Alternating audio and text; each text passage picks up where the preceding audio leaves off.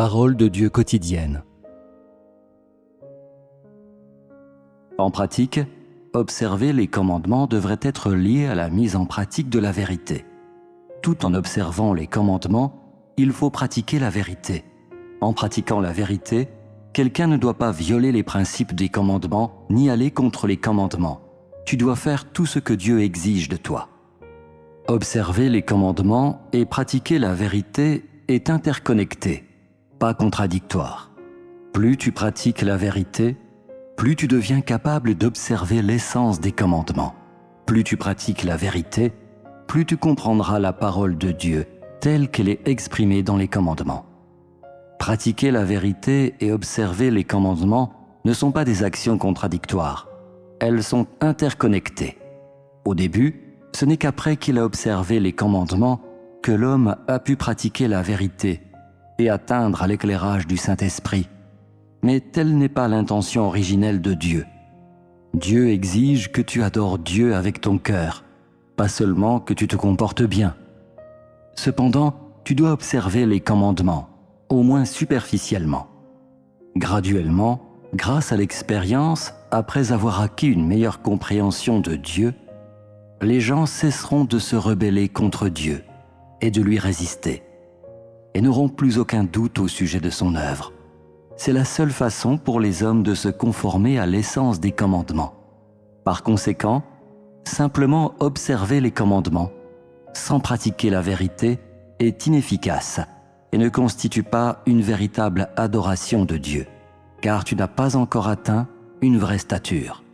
Observer les commandements sans la vérité revient à adhérer rigoureusement aux règles.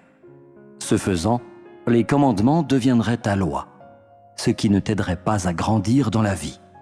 Au contraire, ils deviendraient ton fardeau et te lieraient étroitement comme la loi de l'Ancien Testament, ce qui te ferait perdre la présence du Saint-Esprit.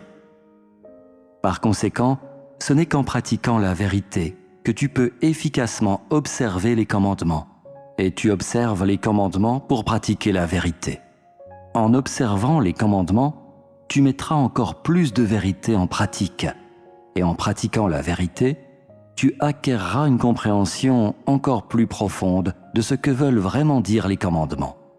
Le but et le sens qu'il y a derrière l'exigence de Dieu que l'homme observe les commandements ne servent pas seulement à ce qu'il suive des règles telles qu'il peut l'imaginer.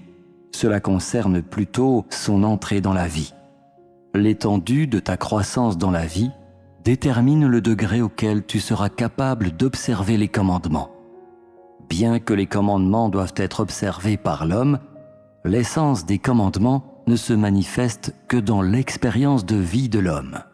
La plupart des gens supposent que bien observer les commandements signifie qu'ils sont complètement préparés et que tout ce qui reste à faire, c'est d'être enlevé.